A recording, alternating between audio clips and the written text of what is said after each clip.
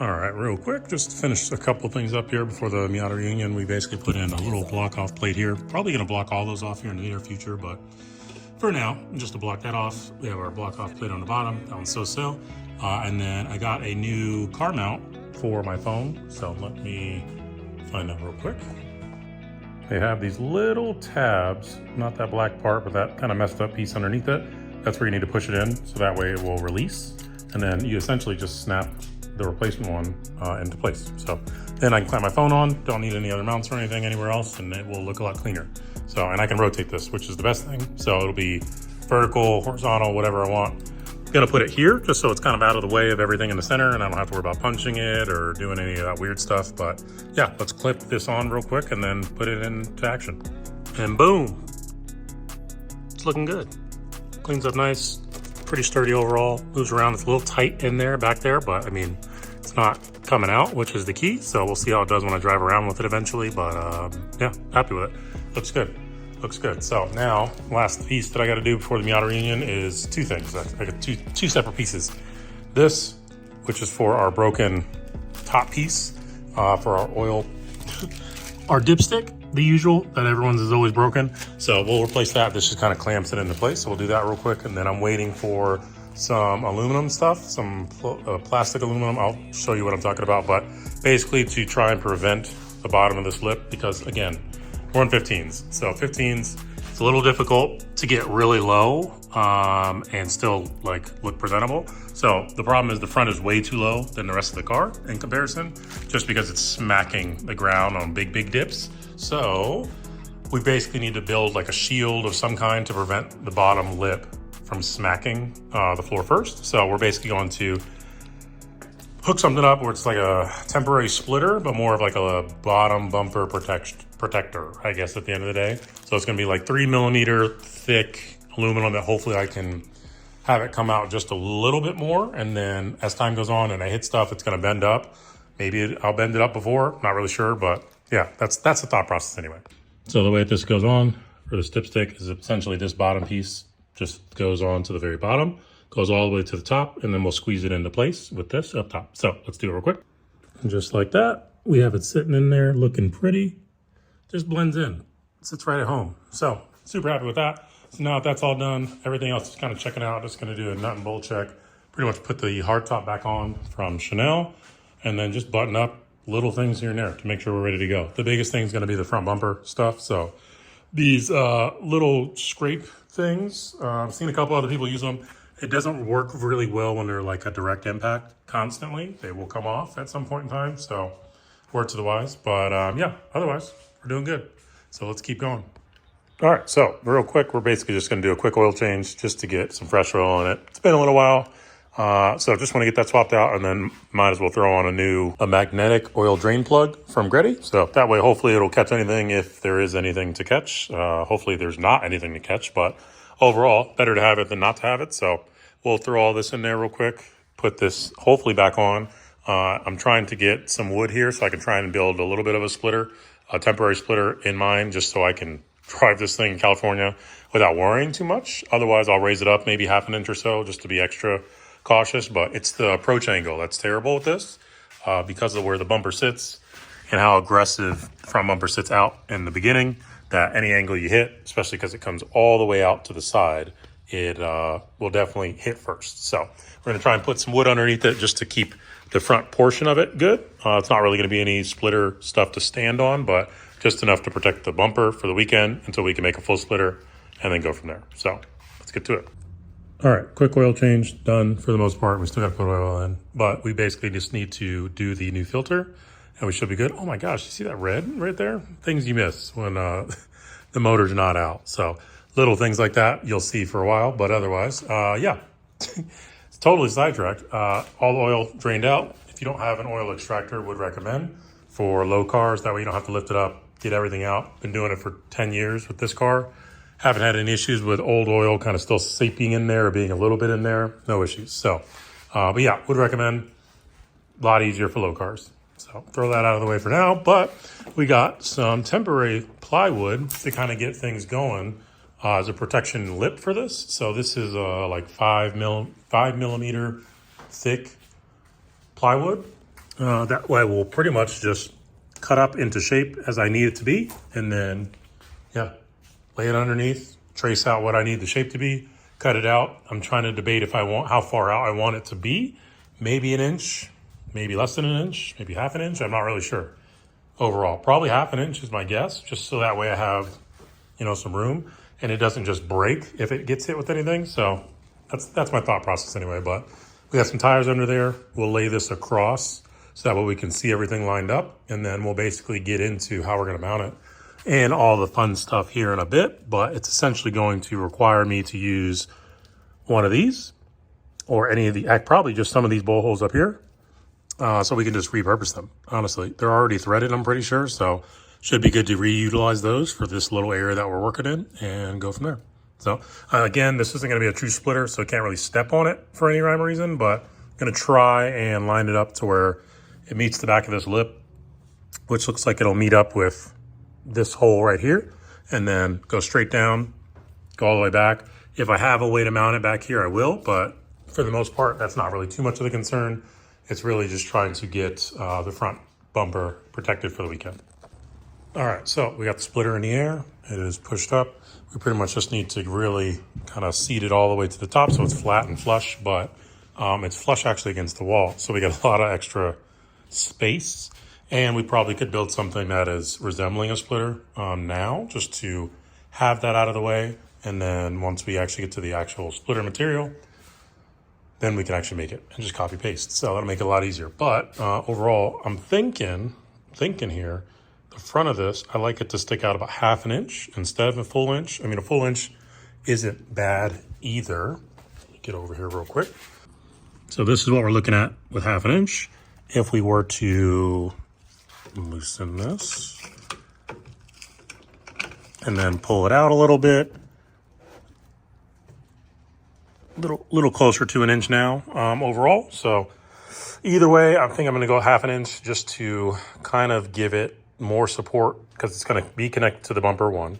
Two, it's going to be connected to the chassis, two, behind it. And then it really will just protect just this front portion of the bumper itself and hopefully prevent everything from just hitting the ground. So with that in mind, yeah, we won't have any like normal traditional supports that are going to be coming down from here and here. It's really just going to be riv nuts that are going to be on the very bottom of this bumper that are going to be M6. And then we'll have those. There we go. Sorry, I had to wipe my camera. And then we'll have the back portion mounted to the chassis in some way, shape, or form. So I just need to find some mounting tabs and go from there. But doing good, doing good. Real crunch prep before Miata reunion, but overall, still need to make the lenses fully. I have the replacement pieces done. I just need to drill the holes. And then once they're drilled, need to heat everything up so it sits properly. I think it's really just going to sit flush up here with the front of this portion, but I don't think it's going to do much more than that. Maybe. But yeah, I'm not really sure yet. We'll see. But yeah, let's get this out of the way so we can knock this out, put this on the ground, and then we'll be done. All right, and this is a quick one just to make it even because this is, again, flush up against the wall, so it's flat, right?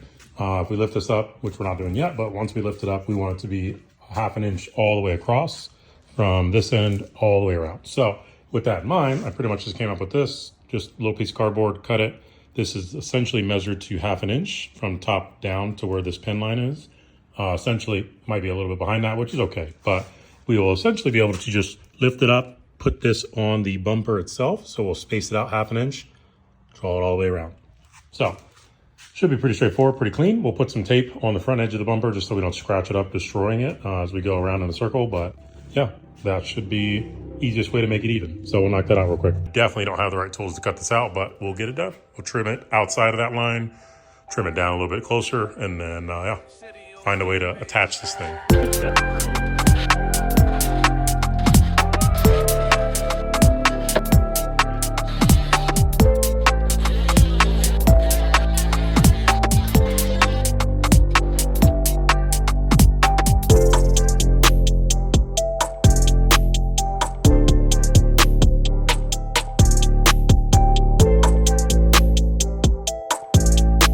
We got it all trimmed up and we got it shaved down a little bit so that way it's a little bit cleaner. This is going to get painted essentially so we don't just see wood. sitting underneath the car. But yeah, let's get it back underneath and see how well we did or how bad we did for the cutout. Okay, and now that we have the general shape, we're just basically going to use a bigger Sharpie and then trace that all the way around, so that way it'll be even where it sits. Right now, it is center with the subframe itself, which I think we'll just drill and tap into to make it look well, yeah, I guess we could drill and tap into it instead of putting anyways, put that in there, and then we should be able to clean this up around the edge all the way around to where it's exactly the same. Clean it up a little bit more if we need to, and then away we go. So let's get it cleaned up. Well, the way we're gonna mount it, now that everything is kind of where it needs to be, is we're going to drill some pilot holes through our bumper and through our board as well to just get it up on this lip that's underneath that you can kind of see all the way around. So we're basically gonna utilize that to hold this up and kind of keep it in place, at least for the front portion. Again, we'll use these up top in order to hook up the rest of it for the side portion. And then last but not least, the back piece, which will be into the subframe itself. In the event we get a new one, we can just do the same thing. So let's knock it out real quick. All right, so we got everything cut up at this point, or drilled, not cut up, drilled into where we have 4 contact points. So we have one here, one there, one on the other side, and one over on the other end. So 4 total. And then we have 2 back here. That'll be for the rear end of this the splitter. So then we drilled 2 holes back here. So that should connect there. And then we'll connect the main meat of this portion up here on one of these 3. So using good old CAD, again, per usual, cut out a piece, find out where it fits, bend it down, and we're looking good. So this is basically how we'll mount it. We'll just use some steel bars that we have lying around, cut it to shape, bend it in, and go from there. So let's get these figured out where they need to be and then drill the holes for those. And that should be the last bit of holes we need to drill. So let's knock it out. We're basically putting this in the vise so that way we can go ahead and just bend it for a full 90. Makes it easy when you hit it with a hammer. But in case you're wondering, this is 1/8 inch thickness. Just so we got a little sturdiness, a little pain in the butt to bend, but we'll get it bent up and then throw it on. Okay, so coming down here, we made our piece, and this is the other piece essentially. Just a couple bolt holes, make it straightforward, pretty easy, pretty thick, so it shouldn't go anywhere. But yeah, we'll basically just line everything up. I'm not sure if this is M6 or not, but I'm gonna make it M6 and then put a riv nut in the top of this for both sides. So that way I can just thread a bolt in, put some Loctite on it, it should be good. So fingers crossed that that works out for everything there, and then we'll put Loctite on all of them so we don't have to worry about that. But yeah, let's drill some holes through and keep it moving. So got it out from underneath the car. At this point, we're looking good. We see where everything's at.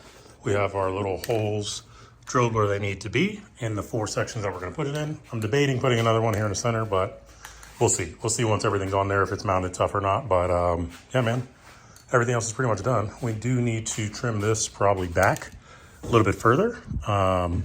We'll probably leave some meat here for that to grab onto on both sides, but otherwise, we'll probably trim it in just so we don't impact the wheel in any way, shape, or form. But other than that, let's get this thing painted real quick, shall we? With our Rust-Oleum typical flat. So let's get this thing painted and out of the way because we're waiting for our drill to finish charging again.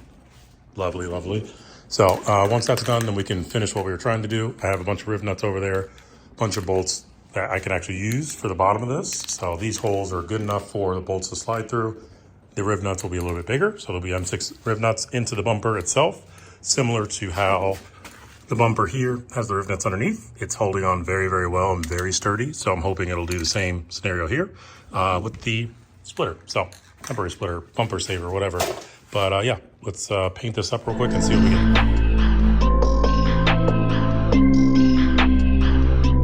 All right, painted in black. That's all we need it to be. It's definitely going to be a little overspray in some areas because we're rushing right now, but otherwise, yeah, one coat ought to do for now.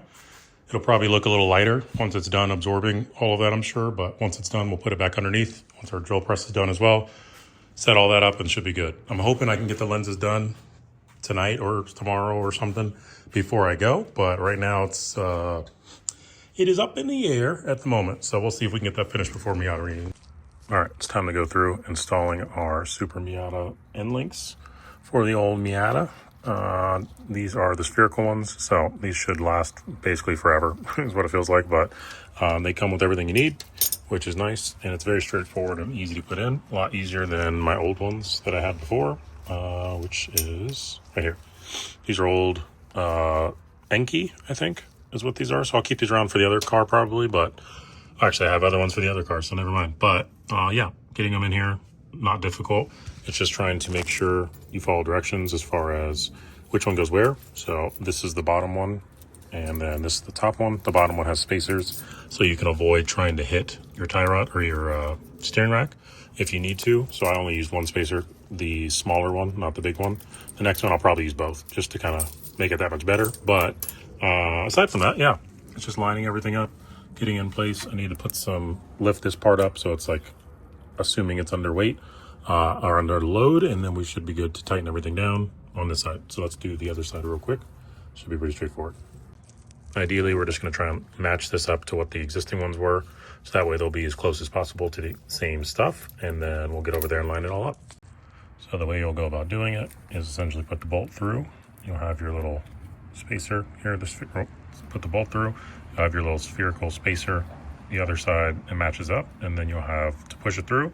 For the top part, put the lock nut on, and then the bolt or the nut, and then for the bottom, just reverse, same thing, but you're going to have additional spacers, just again to try and not hit our steering rack.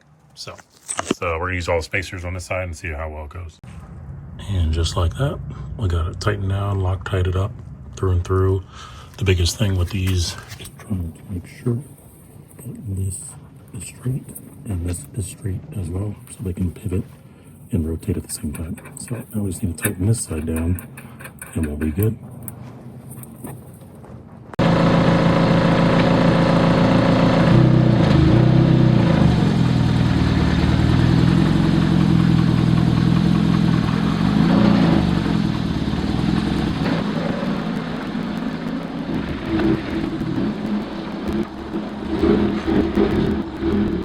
So far so good. Everything's been working well. Only problem is that the blue has been coming off sometimes on the freeway. So now we got it taped down, full proof, should be good to go until we get to our destination. So let's keep it rolling.